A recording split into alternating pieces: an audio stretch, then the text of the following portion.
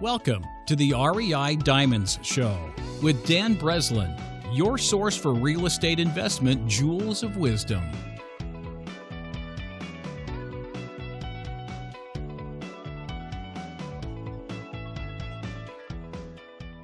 Welcome to the REI Diamond Show with Camaplan founder Carl Fischer on tax-free real estate investing through self-directed IRAs.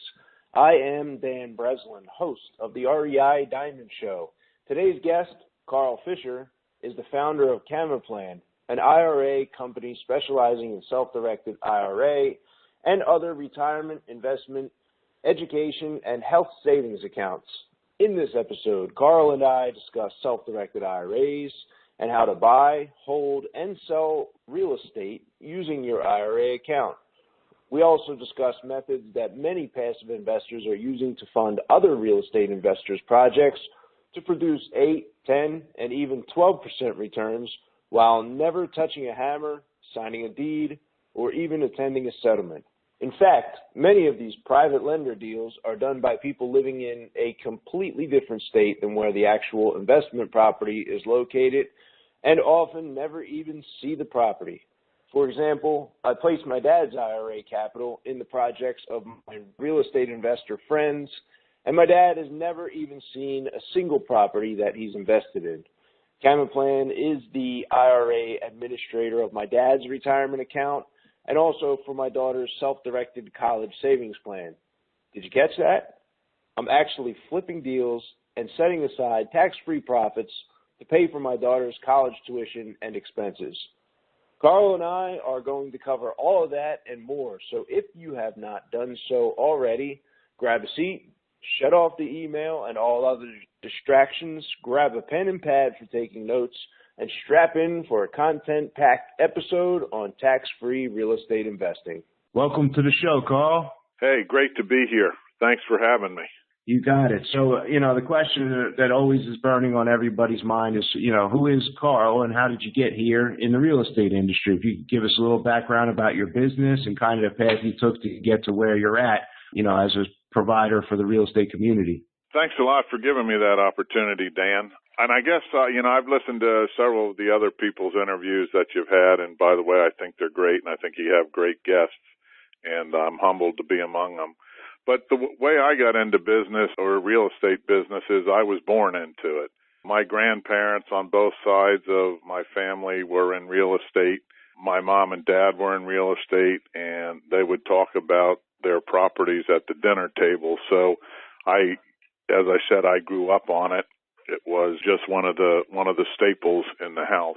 Then we went to college. When I was in college, I was kind of the guy that was looking for the houses, when we moved off campus or was trying to move off campus. I would also rent houses up in Killington and other ski areas in the wintertime. And by going and renting them, and then I'd rent them to, 10 friends and basically be able to stay there without paying. So, I just been around real estate, liked it. It was part of my blood, basically. I read the book Rich Dad, Poor Dad, and it kind of helped me understand why some people rent. And so I got the other side of that. So it's kind of interesting when I talk to different people on how they move from one side of the renting to the owning and then owning versus renting aspects of it. So being there, my dad developed a lot of property, built apartment buildings, probably had over 100 units at one point, maybe 200, I don't even know. I went off to college, and I come from a pretty large family. I'm the oldest of 12 kids, and every one of them are into real estate in some aspect of it from an investment standpoint. But, that'll segue me into kind of how I got into the self-directed IRA business is when my dad died, he died land rich and cash poor. And he had some loans out there that had matured and were in a high penalty rate at like 24%, I think it was. I went online, or not online, but went in the newspapers. This was back in 1993, really, before the internet came about. And I found someone who was lending money. I talked to him.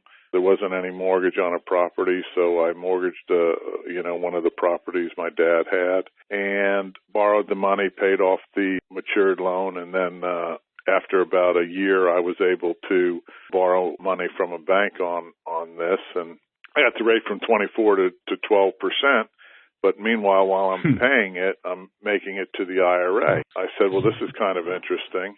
And I called the guy up and the client up, or it wasn't a client, but someone who was using an IRA. And I called him up and I said, I would like to reduce my rate from 12 to 7. That's what the bank will give me. And he says, why would I take 7? I can get 12 all day long. And you see how secure it is, And he had a 30% loan to value. So I said to myself, I was launching rockets at the Space Center at that time. I said, well, this is a lot better deal than my 401k, and I don't have to go to work for it. So I refinanced, through the bank at 7%, paid off the loan, and then I went back and I called the bank that was doing this, and I asked them about it. First, they pretended like they didn't know me, but they'd been taking my check for 12 months. So I asked them, I said, how do you do this with your IRA? And they said, you don't have enough money. And I said, well, you didn't even ask me how much money I had. And they said, well, you don't have an account here. Please don't call back. So then I tried to find out more information. There wasn't that much out there. There weren't any books on it. I actually went right to the IRS and I said, look, this guy's doing this and I'm trying to find out about it. People at the IRS didn't know about it. One person told me that it was illegal and that there's nothing on it.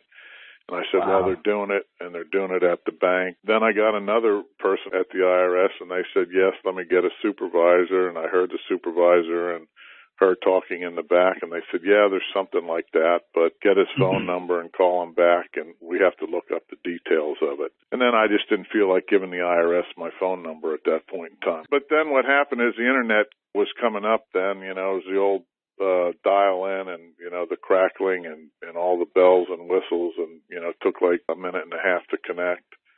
But I started finding out a little bit of information back in 90, between 93 and 95 on it. And, then I started figuring out and I was looking at it and, finally pulled the trigger. And, like I said, I come from a big family, so I told my family about it. I've got a pretty big sphere of influence, so I told a lot of other people about it.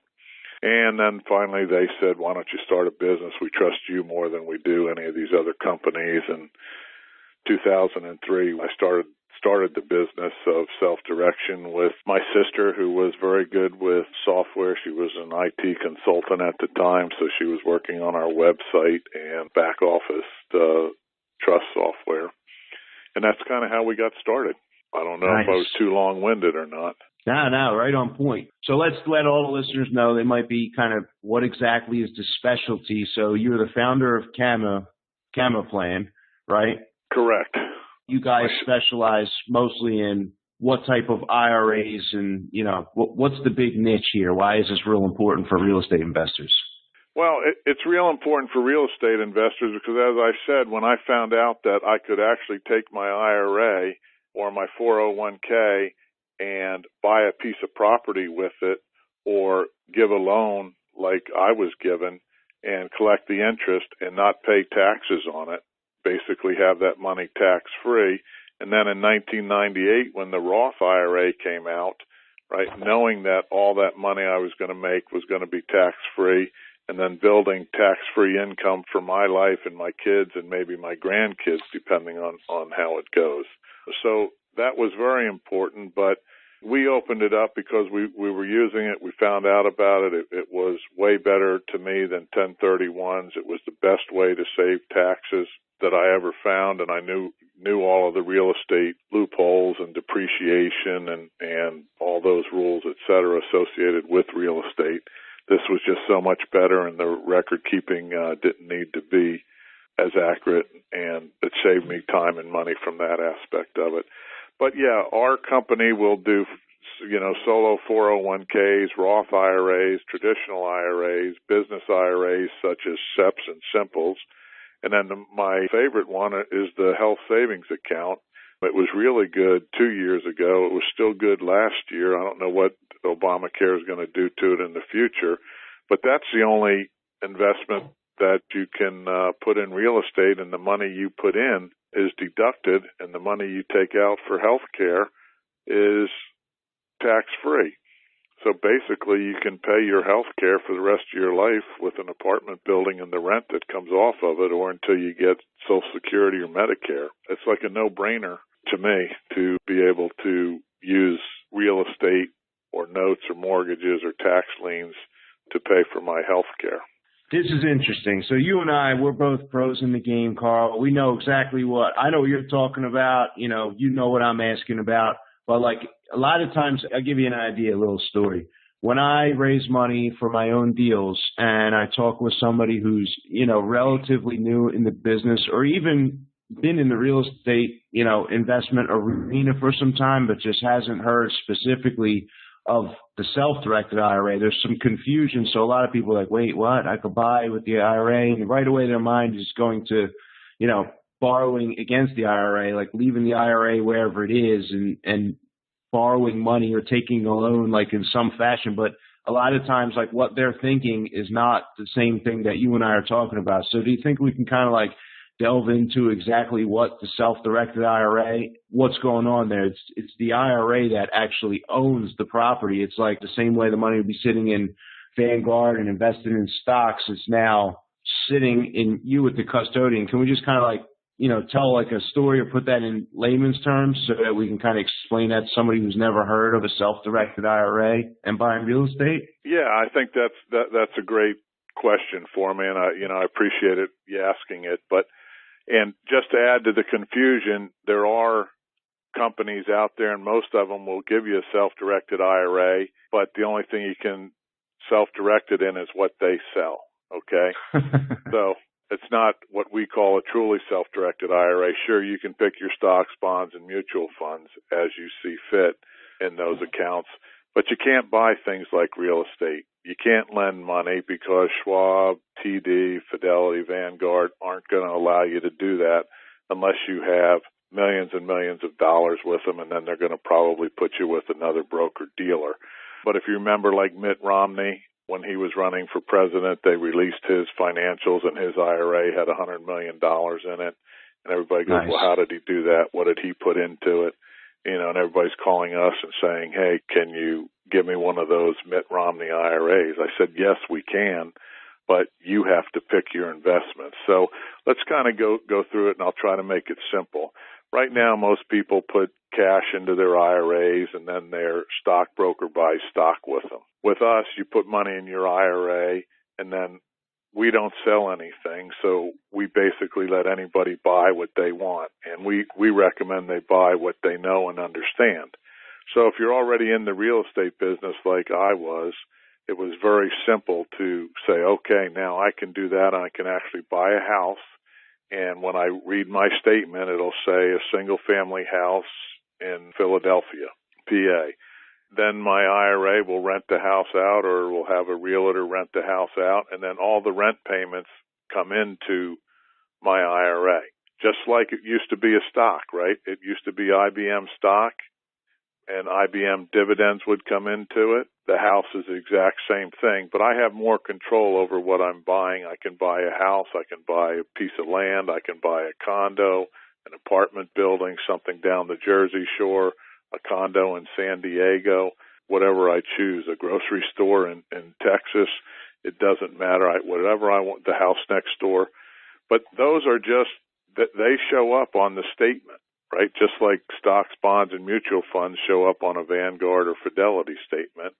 On the CAMA statement, most of the people buy real estate or lend money, turn their IRAs into mini banks, or they buy into private businesses, or they buy gold and silver, tax liens. Some people have bought racehorses. There's a wide variety of what can be put into a truly self-directed IRA. Does that make it any more clear, Dan?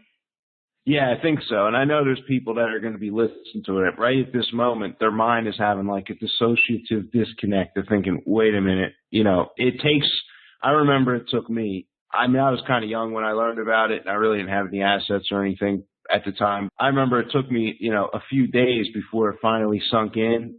and then like the light bulb went off. And I know some people have the light bulb right now going off like, whoa, this is nuts. So let's talk about maybe first, before we get into some of the exact how-tos that we definitely need to get into, let's talk about what IRAs can be rolled over to be self-directed, because there's like circumstances behind that. Like I know that like one of my lenders had recently left her job, and she came to me because she's interested in putting the IRA that was with her old job to work in one of my construction projects, but she was only able to do that because she had left that employer. So could we just like talk about that a little bit as far as like what IRAs might qualify or what IRAs might not qualify before we move on? Sure. Any IRA, a Roth IRA, a traditional IRA, a SEP IRA, a simple IRA, a custodian IRA, all of those can be rolled to self-direction at any time, whether they're still working with the company or not.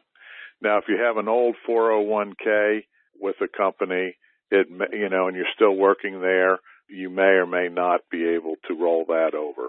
In a lot of cases, you can't. If you separate from service, as you had talked about, or the company sells to another company, those are possibilities at that time. You can roll an old 401k or an existing 401k into an IRA at that point and then self-direct it. HSAs, educational savings accounts, those can be rolled to self-directed IRAs. Thrift saving plans are same as 401ks. They may or may not be able to do it without a special incident such as separation from service, retirement, etc. Now, 529 plans cannot be self-directed, and most other plans. Those are the primary plans that can be self-directed. And when I say that, again, just keep thinking that all the rules are exactly the same in the IRS code. The only thing that changes is the asset on your statement. In one instance, in the traditional manner, it says, mutual fund. In the CAMA plan or self-directed arena, it's going to say a note, a house, a private placement, or gold. So it's, again, nothing changes except the asset in the account. You put cash into the account, you buy a mutual fund, or you put cash in the account and you buy a house. It makes no difference. They both are there for investment purposes. You can't use the house to live in. It has to be an investment, just like the stocks and bonds are investments going forward. So I think that kind of lets you know the IRAs and 401ks that are there. There are obviously Roth components, and these are changing all the time. Roth IRAs can be done that way. There's Roth components of 401ks that came about back in 2010. Those can be self-directed. And if your company doesn't allow you to self-direct them now, you can ask them if they'll give you that capability. Some do and some don't. And you can also ask them if they give you the Roth or the tax-free portion as well as the tax-deferred portion of these accounts. And these are very important if you're going to be doing real estate, because once you get enough real estate providing you enough income to live on, then the rest of it is a lot nicer to be doing in a tax-free or tax-deferred account. In my case, I think it's like a 40% savings that I see compared to, having real estate on the outside. So, on my Roth IRA real estate, I'm making 40% more than I am on a piece of real estate that isn't in my Roth today, just because of the tax consequences. That's pretty significant in my world. Can you give me a few examples of the type of assets that you personally, seek out, hold, maybe still actively pursue now, Carl? Well, I'm getting up there in age, and I'm kind of slowing down on the real estate. I still hold the real estate because I can't really give it up. In my mind, I have no idea what the economy is going to be doing, but I love real estate. I think it's the oldest asset in the world because people have always used land either to work on or to live in or pray in or party in. So I just never see that disappearing. Even if money disappears, people still need a place to live and work or farm. So I like real estate. I try to stay in real estate. I look for great deals nowadays. I try not to do deals that are less than $500,000 because it takes me the same amount of time to do a $500,000 deal as it does to do a $50,000 deal, unless it just falls into my lap. But, I wasn't always like that. Back in the day, I was happy to make, $15,000 on places, but 15,000 went a lot further too. So, I do that. I also invest in tax liens and I do some private lending, to people that I've worked with over the years. I'm going to go back just a few pieces of topic here, and I just caused that small tangent a little bit. So from your description, if we have, in layman's terms, we have someone who's working, at whatever, Vanguard, and they have their money in the Vanguard IRA, and the Vanguard IRA purchases assets, simply put, and they're buying stocks. So then we take on the other side of the table is the self-directed IRA, like if they rolled the money over into the self-directed IRA, and then the self-directed IRA is allowed and is going to buy assets. It can be stocks or it could be real estate or anything else that's on the qualified list of investments, to put simply. And I'm kind of running through some pros and cons here because there's probably some people that maybe are listening who are thinking, this is going to be simple. They're so used to having such a super passive role in their investments that, they may want to be warned about like the pros and cons of the self-directed IRA just from, what we're talking about now. Some of the pros are, hey, maybe I'll find a guy like, myself. I'm paying 12% interest to people's IRA. That's probably better than a lot of our listeners are even getting on their own super passive IRA investments. But then on the flip side of that, Carl, I'm kind of seeing like the cons of the self-directed IRA, which we haven't really talked about, but I think would be important, would be the management and the choosing of the assets and, having to collect on the mortgage payments, et cetera. To what level of involvement does CAMA take in the management of the asset, if any at all? And I kind of know the answer to this. I'm just asking this question so people know what they're signing on for as they decide to self-direct their IRA and what responsibilities they better plan to make sure are being covered before they put their money in a self-direct. Great points there that you mentioned, Dan. First thing is the IRS doesn't give you a list of qualified investments. All they do is tell you what you cannot invest in. It's a pretty short list. It's primarily life insurance and collectibles and alcohol. When I say collectibles, it's like antiques or stamps or anything that's got a collectible adjective in front of it there, jewelry, things like that. So the list of what you can't invest in is very, very limited. But let's talk about some of the pros and cons, like you said. If you don't know what you're investing in, I think that that's a con.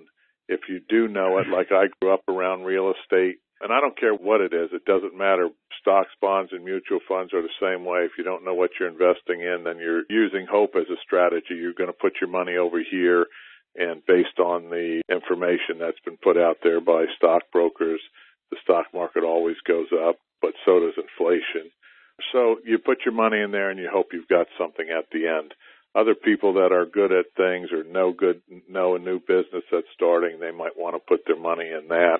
So understanding your investment is very, very important. You've got to also understand that there's scammers out there. Bernie Madoff used IRA money and took some money from people that were investing with him, private investments through Bernie Madoff. None of our clients, to my knowledge, were in that category. But we do a lot of education online and in person in our classes to make sure people understand what they need to know. There's also a lot of other organizations out there. There's a lot of people that can listen to your interviews with different individuals. I know you had Dave Van Horn on there earlier talking about the note company if you're talking about buying notes. So they need to get educated when they're investing with us. We don't do much of the management at all. We have clients in 41 states. There's no way I can say that the real estate down the Jersey Shore is the same as it is in Ohio or Missouri. So everybody has to know their own market. We basically do the paperwork. Our fees are minimal. It's, $275 a year for an asset. So you can't expect us to be doing any management of it. Everything we do is at the direction of the individual client. So that client has to tell us what to do. If they want us to do a note, they negotiate the terms, the payback, the interest rate, all of that information, and then we sign it on their behalf after they tell us to and agree to the documentation. So if I am lending money, I sit down with the borrower and go through the whole note, and we write it up and then have the lawyers look it over and put the legalese in there, and then go record it at the courthouse with a mortgage on a property. So I think you want to have a team with you if you're going to do that. Know what you're investing in, know who you're investing in, know the exit strategy. We have a lot of things on our website at camaplan.com. If you're lending money, the checklist that you should at least know and understand before you do any lending. And we tell people, if you haven't looked at this list, look at it. If you don't understand everything on there, you need to get answers for it just so that you know. So education is probably key in a lot of this information to keep you away from scammers. And if you look at the FBI's website and other scams that are out there, they do try to go after people with self-directed IRAs. But again, most people will know the people that they're doing it from a club that they belong to, a golf club or a country club or one of the real estate investor clubs in their area. They can go and find out, more about the people they're dealing with. And that's what we recommend. So to answer your question succinctly, Camaplan does very little except for reporting to the IRS, maintaining the copy of the documents as required by the IRS, and providing you statements. Hopefully that answered your question, unless I missed something in there. Yeah, succinctly answered the question. I appreciate that. And it sounded to me like, the real the real bottom line here of all this is that you really have to trust the individual or the company that you are placing your IRA monies in an investment with. I guess that would go for even investing in a stock or any other thing. And one of the big things, like one of my metaphors or one of my little, wise sayings I picked up somewhere along the line is that if you're going to be in business with this person for however long the duration of the investment lasts. So if there's a 12-month note from an IRA to another individual, you better trust that person that you're going to be in business with. And like one of the things I always say, Carl, is that, my business partners, any one of my business partners that I've chosen to do business with, if I leave them, and I'm not at the $500,000 deal point yet, so just bear with me. The numbers mean more to me at $20,000 or $15,000. But if I have $20,000 of my money on nothing more than a handshake in one of my business partners' account, and that business partner is heading out of the country for 10 or 15 days to go on vacation, I better not lose any sleep at night as a result of the level of trust I have in those individuals. And that's the kind of people that I do business with, is people that I can trust, to that level. Because, I know from experience that if you have your IRA money, 100, 200 grand, 20%, 30%, 100% of your retirement money, whatever it adds up to, invested in another individual's deal, if you have a comfort level and trust with them, you know that everything's going well. They answer the phone, they pick up, they call you back, they keep the communication line open. You feel like things are going well. You're not going to worry as much. But if that individual is somebody you don't know, you may have to deal with fears and doubts. And next thing you know, you're waking up in the middle of the night wondering what's going on. So I don't know. For me, it's just really all boils down to, do I trust this person enough to place money in their care? Because that's not something that the self-directed custodian, that's not something that you guys are doing. It's vetting borrowers and, putting the legalese in there and choosing the investments for them. That's completely on the individual who's directing the IRA. Right, Carl? Yeah, you bring up some good points, and I think trust is very important from that aspect. But what's even more important, where I alluded to having people on the team, is I don't believe you should, put money into a deal unless you got it secured, by the correct paperwork.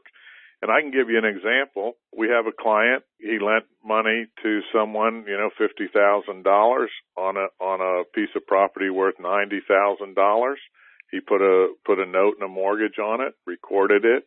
6 years later, the guy can't make the payments on it and is going to give him a deed in lieu for the property. So he lent him the $50,000, made payments for, 4 years, was lax on the last year and missed some payments in there. And now he's given the property over. And the borrower, the IRA, as an example, is going to end up with the piece of property in the name of the IRA, and the IRA is now going to sell it and probably do it quickly. And the property's worth $90,000, so he's going to pick up $40,000. And people say to me, well, why didn't he just sell it himself? Well, he's got health problems and he's got other bigger buildings, and he just doesn't want the headache of these. He actually has 2 houses, and I think they're both under $100,000, and he just wants to offload them and not put out any more money after it. So, I mean, you see those deals going down, and it's good to trust the people, but I always look at it and say, write it down, verify it, record it, secure it, because you never know when this guy's going to step out in front of a bus, and then what are you going to do? You're going to agree with his family what's going to be done, et cetera. If it's all written out and it's nice and clear, then you don't have those battles, and it does make you sleep nice and easy. And if it's that way, it's very easy to say to an attorney, hey, this guy isn't paying me. Please go collect it or foreclose on the property, if that makes sense. Yeah. So would that be, this client here, and let's dig into this example a little bit. Would this be kind of an example of using the IRA like a mini bank so that the IRA is originating loans? Is that kind of what he was doing there, Carl? That was exactly what he did. This was an investor that he knew, and it had seen his work, and the guy was good, and he lent the money basically, 60% or less loan to value. So I thought that was pretty good. I forget what interest rate I think he was at. I think it was like 10%, back in the day where interest rates were still high, before they went down to where they are today. I guess it was back in 2008 when they went down. So he had a 10% loan, and the guy's been paying it off, since back in that time frame. And his IRA went in there. CAMA plan for the benefit of John's IRA was what the note was made out for, and the mortgage was put on there, and it was recorded, in the county courthouse, and the payments were coming into the IRA nice and good for the first, 4 or 5 years. And then the last year, he was missing every other one, or, got 1 out of 3 months. And finally the guy said, the client went over to him, said, what's up? He says, had some health issues, and, I've got too many other properties. I don't have the people to support it. So if you just, foreclose on me, or if I give you a deed, just write off the rest of the note and take the property. That's what's being worked in, and they expect to sell the property afterwards, after he gets it into his name, because he doesn't, he just really doesn't want his IRA doing the, renting it and putting it in there, and that's his choice. But, he could just keep it and rent it. But he said he's going to go sell it, because why not almost double his money right away? This is actually a great example. Usually, most times, I'm telling stories to other people about loans that I have in process with some of my clients, and I'm paying these people back. So we never get into the other side of the coin where the property's going back. So here's a great example for somebody. It's like, here, shit hit the fan. This guy can't make the payment, right? Everybody wonders, I'm going to self-direct my IRA, and oh my God, they're going to stop paying. But here, this guy did things right on the front end. You talked about not putting the money into a deal, Carl, unless it was secured correctly with the proper paperwork and recorded. So let's talk about a few of the things this guy did right. First, he only lent. He understood the values in the area, and his loan to value was 60%. So he made sure that he was at a certain threshold where if he did have to take the property back, he would be in a position that he should be able to profit once this whole thing, the dust settles and he sells the property. There should be additional money, and he should almost have, certainly break even if the condition of the property is, a little rough. He should certainly break even, if not make out better than if he would have just collected the regular loan payments till it was paid off. Am I kind of understanding that the right way, Carl? No, you're handling it exactly correctly, because people ask, what's the worst thing that can happen here? And I tell them, the people stop paying and you don't get your money, And then you say, well, what's the best thing that can happen to you? The people stop paying, you don't get your money, you foreclose, and you get twice as much. You know?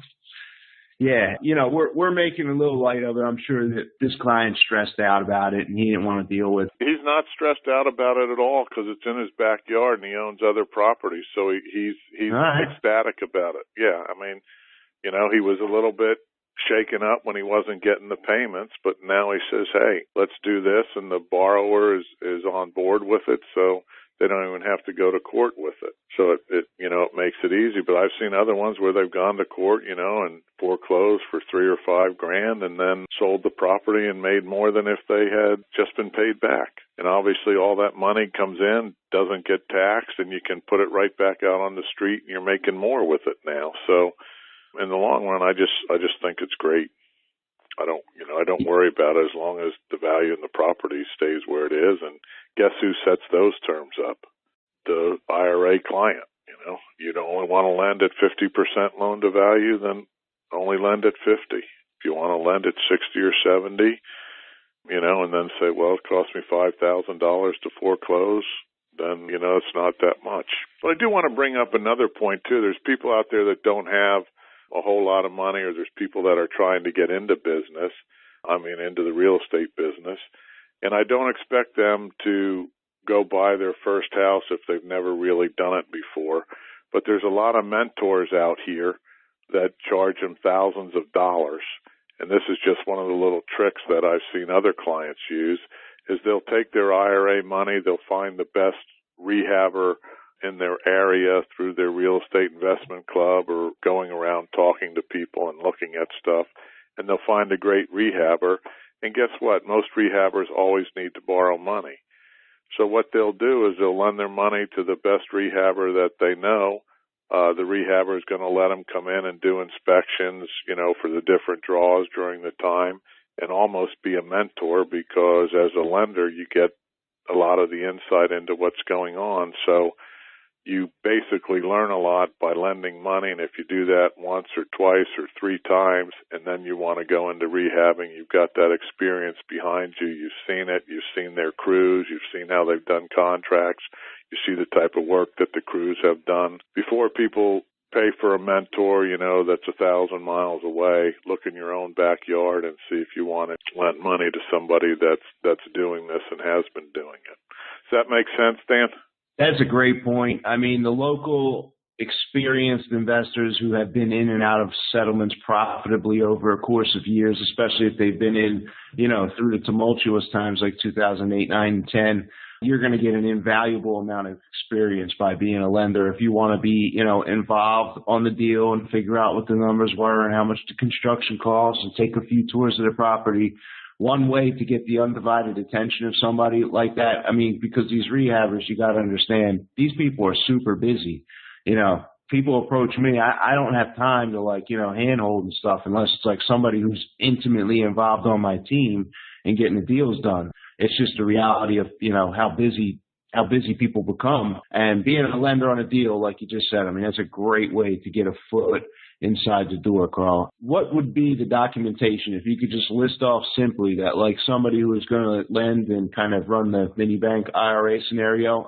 At a minimum, what should these people have their attorney draw up or make sure is being signed and recorded on a deal? Well, they can go onto Camaplan's website and do lending checklist, I think, and find the checklist there.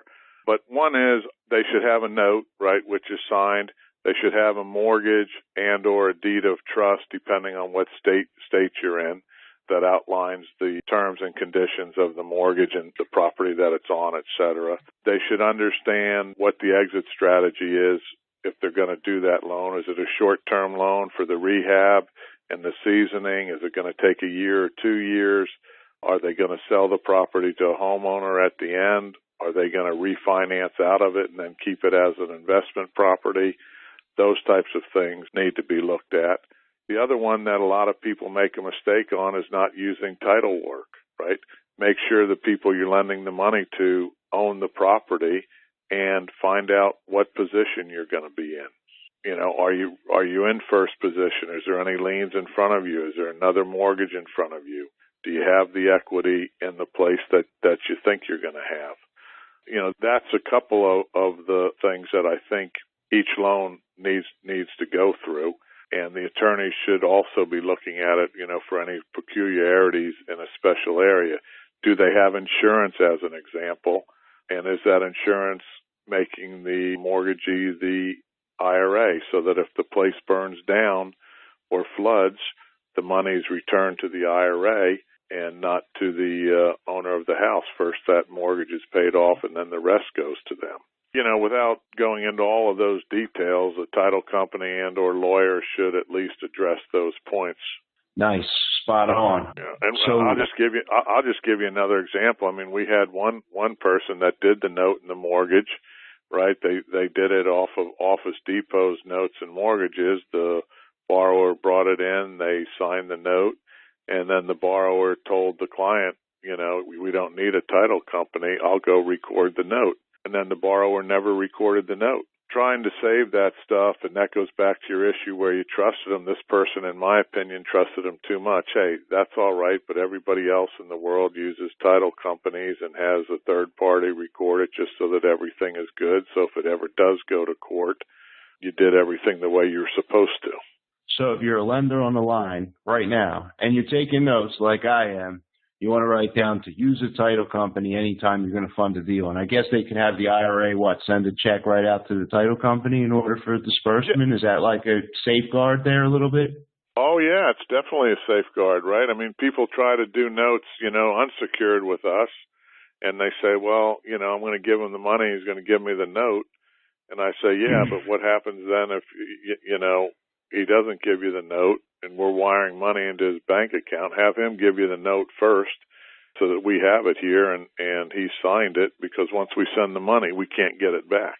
So that's kind of what we do in our office. If somebody has an unsecured note, we need the note signed off before we'll release the money. Yeah, and I've actually done that with you guys, so I know that's it's definitely the operating procedure.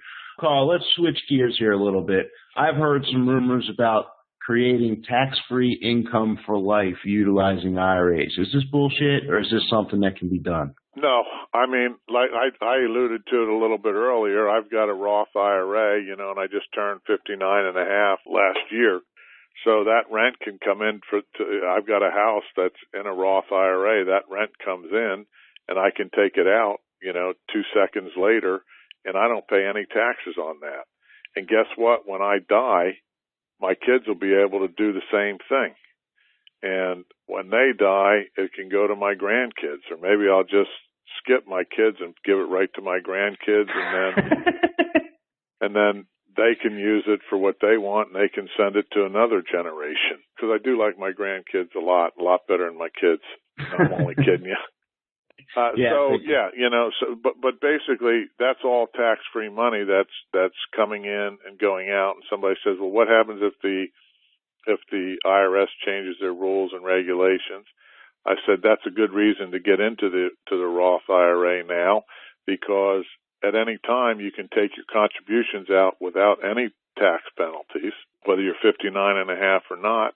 And if you're at 59 and a half and your IRA is 5 years old, you can take everything out at that point tax-free.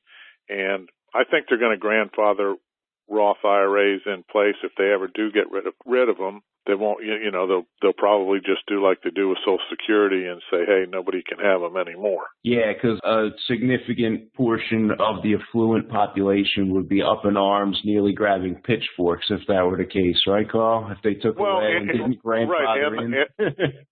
Yep, and the middle class, Yeah, got it. I know we kind of touched on it a little bit, but I do want to let's talk about the process. We talked about the mini bank situation. Let's now talk about, how did you put that property you talked about in your own Roth IRA? I mean, how did you go about buying that? Let's talk about the management structure. How are the rents being paid? Is the tenant mailing it directly to, the custodian, to CAMA? I mean, can we kind of go into the details about the IRA actually owning real estate, Carl? Sure. The house was bought back in 2007. It was an impulse buy. I made a mistake on it, and we paid $330,000 on it. At one point, it got down to where the value of it was, it was in Florida. It's on the water, 2 blocks from the ocean on a deep water canal close to the inlet. And the value went down to $150,000, was where it was. So at that point, I converted the house to a Roth IRA. I actually put a loan on it and then converted it to a Roth IRA so that I would pay even less taxes. And we can talk about that at another time. So I paid the taxes on that money, expecting it to appreciate, and it is appreciating to some extent at this point. But now the rent comes in, right? And as you asked, the tenant sends it right to the custodian because I took out a loan on it. Part of that rent then goes and pays off the loan, and the rest is available for me to take out. But for the most part, I take that money and reinvest it, or I pay down the loan because I think the loan's at, like 5%, and I don't make any money on it pretty much in the IRA. So if I pay down the loan, then I'm making 5% on that money is the way I look at it. And the tenants keep putting the money in there, and if I need to fix something, then I call up a plumber or an electrician or whoever it is, somebody to clean it, and I call up the custodian, send them the invoice, and say pay it, and the bill gets paid. Pretty simple from that aspect. And the Florida properties are renting, for the past 5 or 6 years. By the time one person moves out, I think it might be 3 or 4 days before the next one's in there. Do you have sailboat access in that canal? Oh, yeah. Sailboat access, Sweet. deep water canal. Yeah. Sweet. So the next question that brings up, that's a very interesting one with the single-family house that you then converted to the Roth IRA. I got to know all the details. I mean, you initially bought this in your own name? No, you can't do that. No, I bought it in the IRA. Okay, so you bought it in an IRA. And a traditional IRA. Okay. Bought it in a traditional IRA and then put a loan on the property. Where did the loan come from? With a non-recourse loan, IRAs can do non-recourse lending or take a non-recourse loan, and there's 3 or 4 or 5 banks that are very good at it in the country, and they do them nationwide. I'll give a little plug for North American Savings Bank, and you might even want to bring Matt Allen on and do an interview with him, and he can give you the details of how they lend to IRAs, and he's probably been in the business the longest of any of the people that are out there, and he can talk about all those details. But basically, being in the business, I know the people and know the rules associated with it. So there was a non-recourse loan. I think it was 70% loan to value. I think we might have even got it lower than that. I just wanted to cut it down because I didn't want to let's just say it was $150,000 the house was worth. So the loan, I think, was for like $75,000. And then when I converted it, I only had to pay on the value of the house that I owned at that point, which was $75,000. So this house that I'd put up for $330,000 is now I'm paying taxes on $75,000, and I'll start paying down that loan of $75,000. And when it gets back to $300,000 or $400,000, that'll all be tax free. Nice. And like I said, if you need to, we can get a couple of people that do loans for that. And a lot of times people know their banks, and then we explain to them what it is. And some local banks will do it for, because they want to try it out and see what it is. But the banking industry has gotten so skittish. After 2008, it's been harder to find more banks that will do that. Is it easier to get an acquisition loan or do a refinance and back into the IRA with the money? I mean, what's the smoothest sailing course of action for obtaining financing like this on a property? I don't think it really matters, but I think the acquisition is the way to go. Do it right from the beginning if you need it for it from that aspect. It just saves you the headache of going back into it and, doing another closing and sometimes depending on what state you're in, when you put a mortgage on it, you've got other costs that are associated with it. So if you tie it all in at the acquisition, I think it's cheaper overall. Got it. And then do you have a property manager in place on that, or what would be the rules on a house like this in regards to property management? Well, what happens on that is mostly all the rents go into the IRA.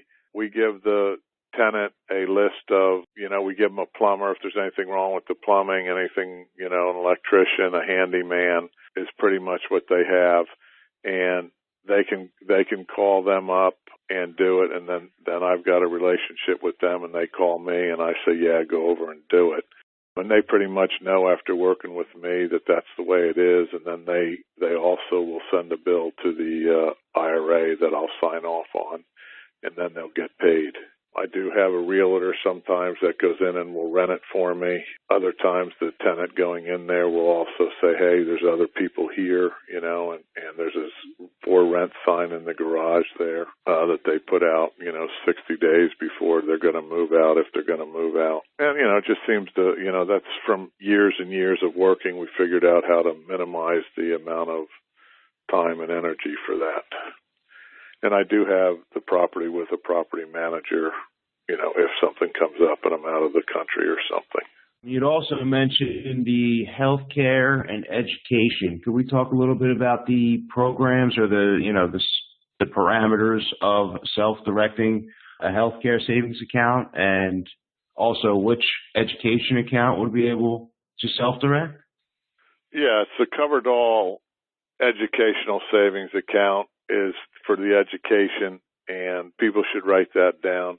And then the health savings account, which is tied to a high deductible insurance policy. They've been around since 2006, but most people didn't start getting into them until 2010 because nobody knew what all the rules were, et cetera, after Congress passed the laws. A little bit like Obamacare. Nobody's really sure of all that stuff today. But, in a few years, we'll actually understand it. But the health savings account, and I'll give you a personal example. My wife and my insurance used to be $14,000 a year. When we first got on the health savings account, it was $7,000 a year. We got a high deductible health care plan. We had to pay the first $5,000 of the bills, as a deductible. So that was very easy for me to look at. My insurance premiums are $7,000. My deductible is $5,000. So I'm out $12,000 where my premiums were $14,000. I still had co-pays and deductible with that. So I was saving $2,000 right off the top when they first came out, or when I first got it. And then I got a deduction on the $5,000 deductible that I put into because I would put $5,000 into my HSA, so that was already a deductible, and I could take it out any time for medical expenses and pay for it. So I automatically saved basically another $2,000 or 40% on the $5,000 that I put in there, and then I could use it. So the deductions there, so I'm already up $4,000, and then I said, well, let's see what happens with this.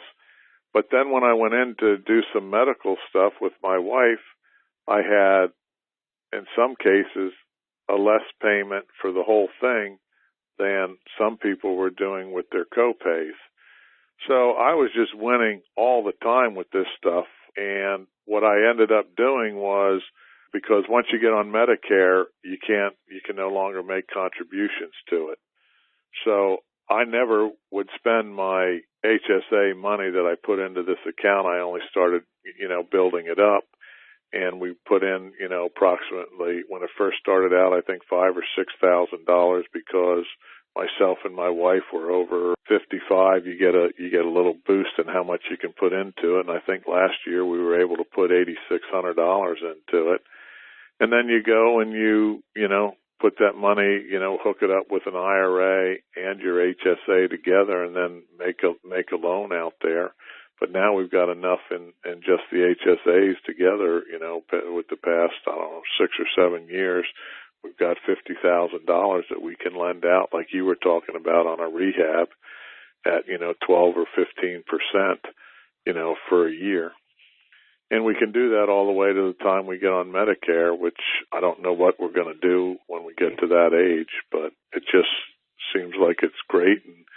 And once I do get on Medicare, I can use that money in that account to pay whatever the government isn't paying. And if you talk to the older people now, they're getting less and less from Medicare than they used to, and they've got another policy, and we're probably going to run a class at our academy just to go over all the Social Security and Medicare and how complicated it's gotten, tied in with Obamacare, so somebody can, help us make decisions on that. Nice. I mean, you also I know we started to touch on this and then I changed directions a little earlier in the episode here, but somebody with a small amount or even these HSAs, I mean, if I put, 4, 5, 6, 7 grand, or I had an IRA with 10 or 15 or 20 grand in it, what type of options have you seen people, invest in who have IRAs that are in the seed stage like that, Carl?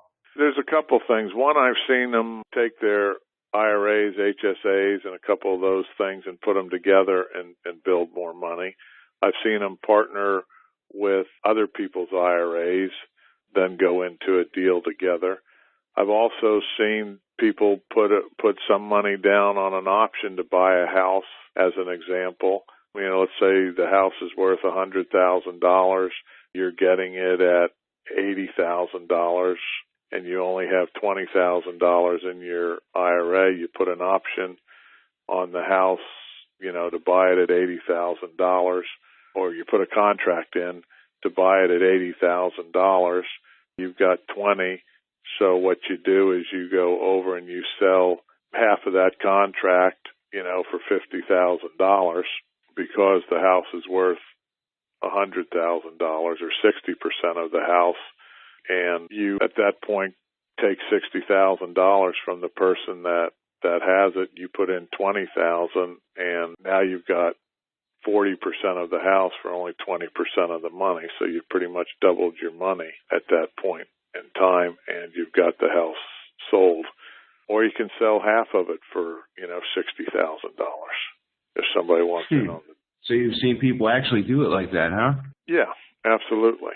What about assignments of contract? I mean, if somebody were to do an assignment transaction, is that something that the IRA could somehow be the buyer on, Carl? Sure. I'll give you an example. There was a woman who opened up an account, saw a building that she wanted to buy. Kate was her name. And this was actually, I believe, in Cranberry, New Jersey. And she put, I think, what she put down on like $3,000 on the building. She gave us a $5,000 or $4,000 contribution. And this was back, a number of years, because she needed to get the account open and she couldn't get the money from Fidelity fast enough to sign the contract. But she put her transfer in, for $350,000 or $300,000 to come over to us, made her contribution for that year and put that down on the contract, and then said, hey, we'll close in 90 days or something like that. And she started doing her inspections and title work, and the guy doing the inspection, I believe it was, offered her $350,000 for the property. Nice. Right. So she thought about it and she said, yeah, I make $50,000. She only had $3,000 invested in it at the time. And then the attorneys got in there and, they were going to do a simultaneous closing in 90 days. But then one of them said, well, is there anybody that has a problem with just assigning the contract? And the seller didn't have a problem with it. So they just assigned the contract and she got her $50,000 plus the $3,000 down, and she did that in 9 months. So there was $3,000 that turned into $50. So yeah, it does happen out there, and I would call that a home run. But that's an actual example of how a deal can go by, And then she went out. It's like a 1,700% return. Yeah, right, something like that. I mean, it's astronomical, but you can't go to Christmas parties and tell people that's the types of returns you're making, because then they just think you're crazy. Yeah. You can't share that outside the real estate circles, right? Not really. Even with the real estate circles, everybody's used to making 15 or 20%. They're not. Well, Carl, this is one of my favorite questions. I've been able to gain so many great book recommendations. And that's like one of the things I do that I notice a lot of other successful people do is they read books, a lot of interesting takes on a lot of interesting topics. And I've watched my own life change as a result of making a habit. Whenever anybody gives me a book recommendation, I don't go read the summary and I don't think in him and haul on it. I buy the book immediately. I'll give you a quick example of my own story. So just the other day I was in Florida with one of my partners and he gave me a book recommendation and we were like sitting at a traffic light and he thought I was texting and I was actually in the Amazon app completing the purchase for the book. I said, done. Just so, you know, that it is partially a lesson in like removing the procrastination. For me, though, that habit is priceless. I mean, I don't know if you have the same experience or not, but I guess I ask you the question. Do you have any book recommendations for me and our listeners, Carl? I'll give you a couple. You know, they're oldies but goldies, I think, and you've probably already read them. But one of my favorites is Think and Grow Rich. I think your mind and your brain is probably the best asset that you've been given in life. And I think that Think and Grow Rich by Napoleon Hill is a good book, and I'll recommend that. I also like Dale Carnegie's How to Win Friends and Influence People. Technology changes, but a lot of the points he's making in the book will be with us for generations, if not centuries. And then I'll give you one more because we talked a lot about the Roth IRA and you were kind of interested in how to do that. And this book actually saved me tens of thousands of dollars and got me thinking about the one house that was converted to the Roth. And that's a book called Keep It, Keepit, by Joe Luby. And Luby is Luby. You know, if you can pick up a, $15 book and it saves you $10,000, what's the return on that since you like to do those? Yeah, it's even better than the cranberry deal, right? Yeah, exactly. So I have one more question here before we get wrapping up. Do you have any final jewels of wisdom to share with our listeners, Carl? Yeah, what I would say is, take control of your financial future because nobody watches your money better than you do. And from my experience with other people, and I mean professionals, doctors, lawyers, dentists, a whole variety of professions, said, hey, I was out there learning my job. I thought my financial advisor was taking care of me, but you have to keep your hand in your financial future. So I would say, take control of it, get a self-directed IRA, and if you don't want to do that, at least meet with your financial advisor and be involved in the decisions going forward. And then if you are doing that already, make sure you do your due diligence. You talked about having trust with who you do business with and, who you lend money to. You should feel that all the way around. And I think you should feel that way. If you use Camaplan, then we should make you feel comfortable. We put a due diligence page on our website. And everybody should be doing that and working with people that you trust and that you like. And don't ever fall for somebody that says this deal's going to be gone. I've been around long enough to know there's always another deal coming down the road. So I hope that helps your clients. Words of wisdom. Absolutely. So you mentioned a couple of resources. I want you to touch on all those before we wrap up here so that if anybody's interested, what can they find on your website and how can they get in touch with Camaplan in order to move forward with you guys, Carl? They can call us at 866-559-4430, 866-559-4430. They can always email us at info@camaplan.com. And they can go onto our website, camaplan.com. It's won a lot of awards. It's pretty easily looked at. There's a lot of free information there. There's recorded webinars. There's live registrations for upcoming events. There's different information on the different accounts, contribution levels. There's information on myself. You can look me up, et cetera, and Maggie on LinkedIn as well as our website. So it's got a lot of information there, and I would just ask people to take a look at it if they're considering how to do a self-directed IRA. We'll be glad to talk to you, and if you don't get the answers from the people in the office, you can always set up an appointment to talk to me. You had mentioned a few of the resources, I think, were the lending checklist? Oh, yep, the private lending checklist is in there. Pretty much anything, there's articles in there, the lending checklist, the frequently asked questions. I should have brought up the website so that I could go through everything that's there. But once you go there, it's pretty easy. And if you type in a word, one of the things that are over there will help people look at the different resources, because a lot of their financial advisors or accountants will tell them that IRA investing is not legal, it's risky, and it's complex, and we kind of go through those arguments with them. We know it's legal, it's on Bloomberg, and there's articles and Wall Street Journal, and there's, dozens and dozens of books on them at this point in time. It's risky, but it's, like we talked about earlier, it's not risky if you're investing in what you know and understand. And if it's complex, we're here to help you through it step by step. So I guess that would be another word of wisdom. But look at the website. I think, every time somebody asks us a question, we put, we make a page and answer it for them. So I think they should find everything they need right there. Well, I appreciate you giving of your time. I know you're super busy, running things over there at Canva, Carl, and I really appreciate you coming on the show to share with my audience all this wonderful stuff about self-directed IRAs and how to avoid paying taxes here. Yep. No, I appreciate you having me on here, and I really enjoyed the time with you. And thank you, my loyal REI Diamonds listener, for tuning in to this episode of the REI Diamond Show. Do you have investment capital which is not currently earning a high rate of return?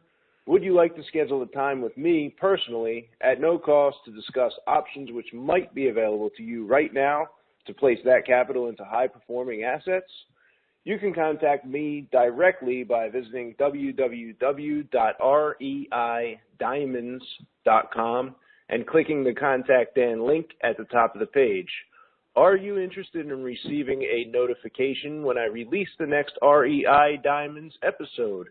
You can either sign up for email at www.reidiamonds.com or subscribe through one of the podcasting apps, including iTunes, Google Play, and Stitcher. If you are interested in buying a deal from me or selling a deal to me, please visit www.reidiamonds.com and click the appropriate link at the top of the page. I am currently personally buying deals in Philadelphia, New Jersey, Delaware, Maryland, Chicago, Atlanta, Colorado, and the Tampa Bay region in Florida. Did you enjoy this episode? I hope you did. Maybe you might know somebody else who would also enjoy the episode. If you forward this episode to them, I'm sure they'll thank you later. Plus, I appreciate the referrals, and I appreciate you, my loyal REI Diamond Show listener. Dan Breslin here. I will catch you on the next episode. Thank you for listening to this episode of the REI Diamonds Show with Dan Breslin. To receive email notifications of new weekly episodes, sign up at www.reidiamonds.com.